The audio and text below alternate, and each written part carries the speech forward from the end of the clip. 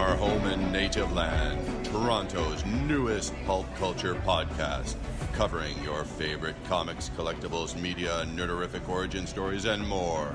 Hosted by your northern neighbor, Jowy Pangolinin. Here it is, nerdos and nerdettes, Comic Sync.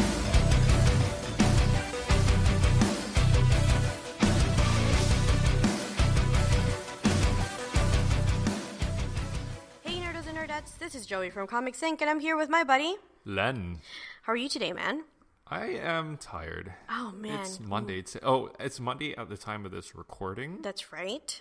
So Mondays are very rough. But today, guess what we're doing? We're doing Fantastic Four. Yay. And you know what? We're not going to be able to do justice to something as great as the Fantastic Four in 40 minutes, but we're certainly going to try, right, Lenny? Yeah. And we are going to do a little bit of, what's happened because they've just come back. We're going to put air quotes on that.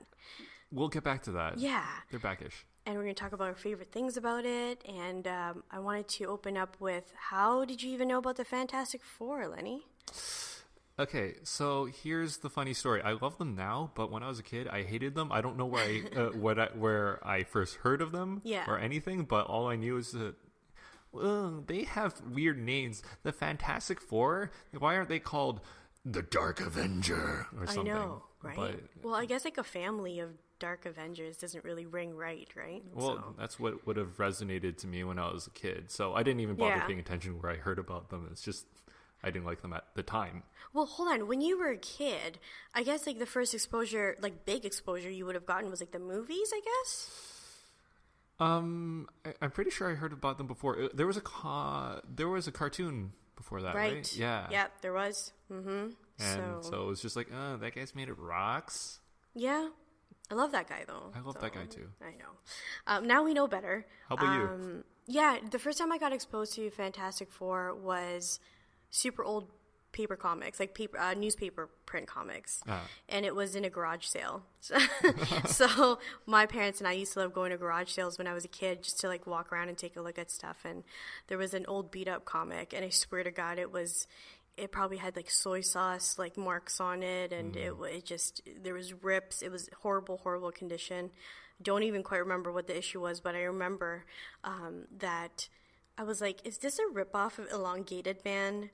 And then, man, did I, like, after I found out, I was like, God, was I ever wrong, Why do we have such negative first impressions? We do. I don't know. It's like the fanboying and the fangirling genes just, it shoots out bad atoms, It's just an automatic thing.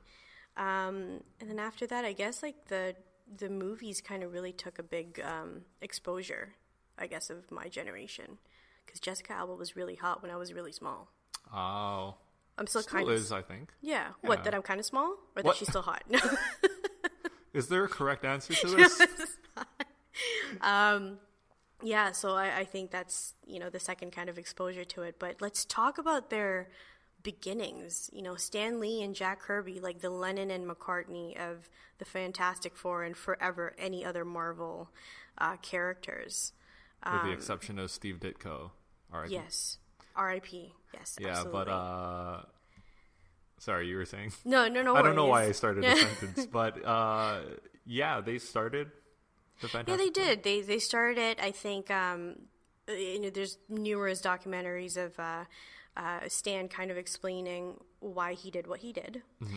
And what was really, really sweet was his wife was actually involved in this. So this could be like a 3-part kind of situation. Ooh. Because Stan was pretty much almost done with comics.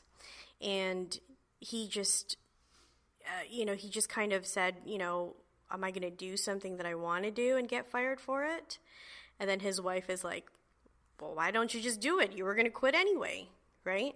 And the reason that this whole thing even happened was Justice League was doing really well at that time. Mm-hmm. And it was a team up, and it was colorful, and it was punchy, and it was just what kids wanted those days. And then after the Stan's publisher was like, dude, you gotta do something. You gotta do our version of it. And then that's how the whole thing kind of sparked up in his head. Oh, so it wasn't the Avengers first as a response. It was the Fantastic Four first. Yeah. Huh. Yeah. That's interesting. He looks at everything as like, wow, it's really popular when they take existing superheroes and team them up. We have some existing superheroes, so I'm going to make some new ones and team them up. Exactly. I mean, it worked. I worked. think, at that point, like, people were still very, very family-oriented, and I guess maybe that's why it worked, right? Yeah. And with Jack Kirby's art, I mean, come on.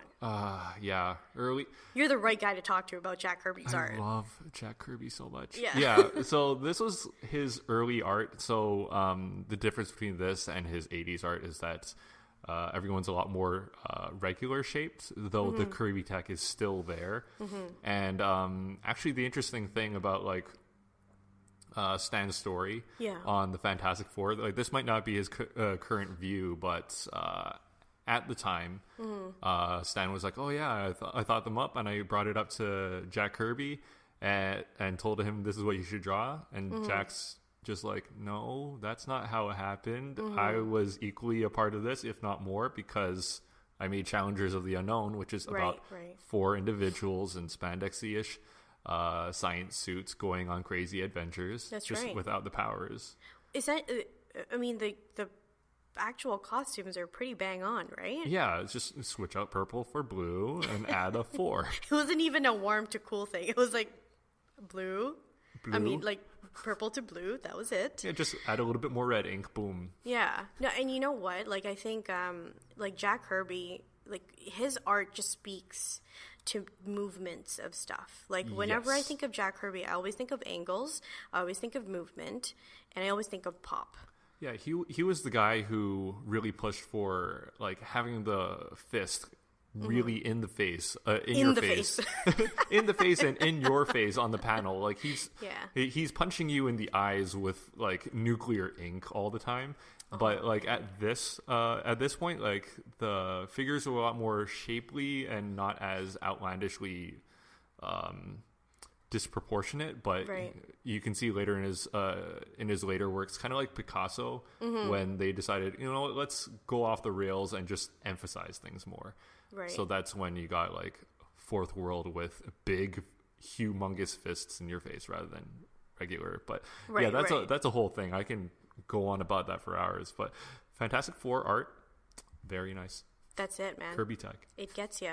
And we wanted to talk a little bit about the mirroring of the 1950s enthusiasm for progress in tech and space exploration back in the day when we were like, gotta beat those Russians. Yeah, you see that in the first issue of Fantastic Four. They're like, Sue says, "Reed, we must go into space. We gotta beat those Russians going into space." Like, literally, she says it. I remember reading that, like, actually just last night. And they said, yeah, we have to go into space to beat the Russians, but they didn't say what they were going up there for. Like, was it to, take pictures? No, it's just to be up there. We're going to be the first people to eat pizza. Yeah, exactly. In space. You know what? And if they said that would have been completely valid. But what the Fantastic Four represented at the time was exploration and looking forward to our future and our advancements in science and technology, which was a very hopeful thing back in the day. And you already saw that, like, with Star Trek at the time, the original series. Okay, not exactly at the time, but also looking forward to the future. And Fantastic Four is really refreshing for us nowadays, because now we're so focused on our doom. There was, The Walking Dead being immensely popular because we were thinking, oh, hey, what if science kills us?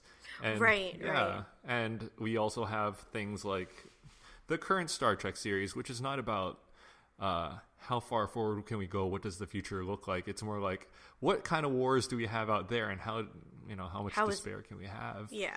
And so, these guys are kind of a breath of fresh air, just bringing back. It's like, no, let's build forward. Let's move into the future. Exactly. Not like think about what kind of dystopian future we're going to end up in. Yeah, we've seen them all. And zombies. It's one of those things where, like, it's kind of a very 2010 kind of theme to very many things. You know, you just said it. There's Walking Dead. Yeah. I think most recently, is it Gideon? No, not Gideon Falls. No. What is Gideon Falls? Jeff Lemire and Andrea Sorrentino? It was. Sorry, I'm talking about Oblivion Song. Oh, sorry.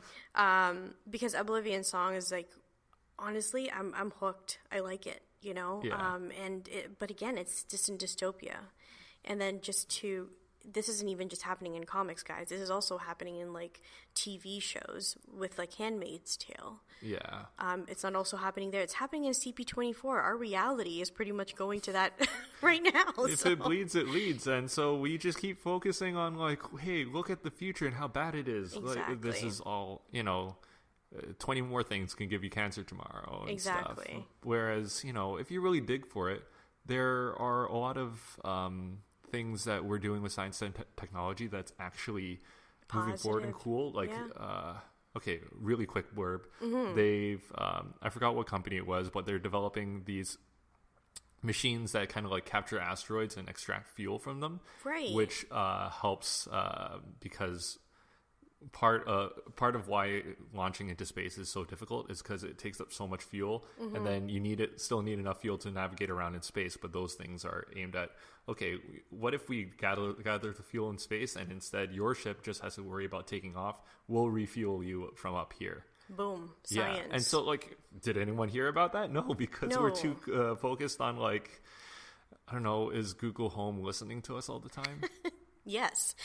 Yes. But... but no, it's exactly what it is, right? And I think it's very true what you said. Fantastic Four does give like a breath of fresh air to us, because I think there's enough darkness out there, and hopefully, the Fantastic Four, them especially being, a family that kind of really does have each other's back. Yeah.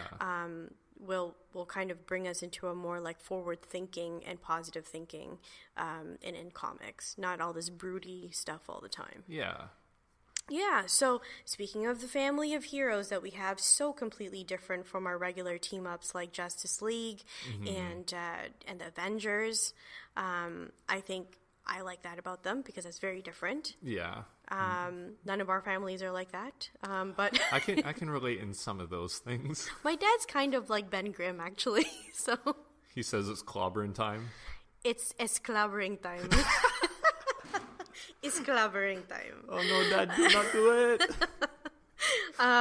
But yeah, no, and I guess I'm definitely not a Sue Storm at all, but I really, really do love the fact that they're a family, and their purpose is just so interesting. They just love exploring. Like, that's their thing. Yeah, they're proactive, whereas a lot of superheroes, they just wait for something to happen, and then they go like, fix the problem and reset things to the way they were before. But these guys, they're like, hey, is that a negative zone? Can we look into that? Oh, is that a negative zone?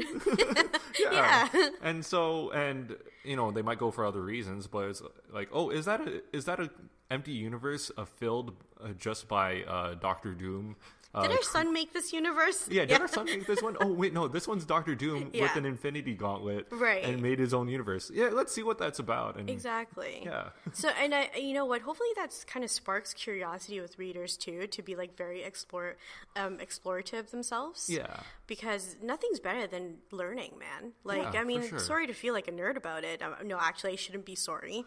But I love exploring things, Like, I'm just one of those people that are, like right now, with building robots and all that kind of stuff, like, it's an undertaking and a half, but explore, man, do your thing. Yeah, for sure. Yeah. And let's talk about, like, the 4 lovable characters, right? Starting with Dr. Reed Richards. Who's your favorite guy? Oh, yeah, he's my favorite guy. Not because of the stretching. Actually, the stretching is pretty sick.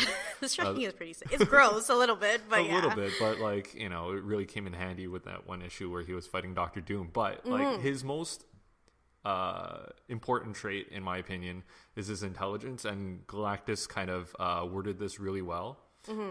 Okay, and now I'm paraphrasing, so it's not going to be worded very well. Sure. But in the scope of the entire universe, and given how old the universe is and will be, Dr. Reed Richards' intelligence is relevant. Whereas, we're just like a dust mote, and, like, nothing I do in life is ever going to affect a noticeable part of the universe, but that just makes you feel so tiny. Yeah, but Reed is like, yeah, I'm smart enough to just like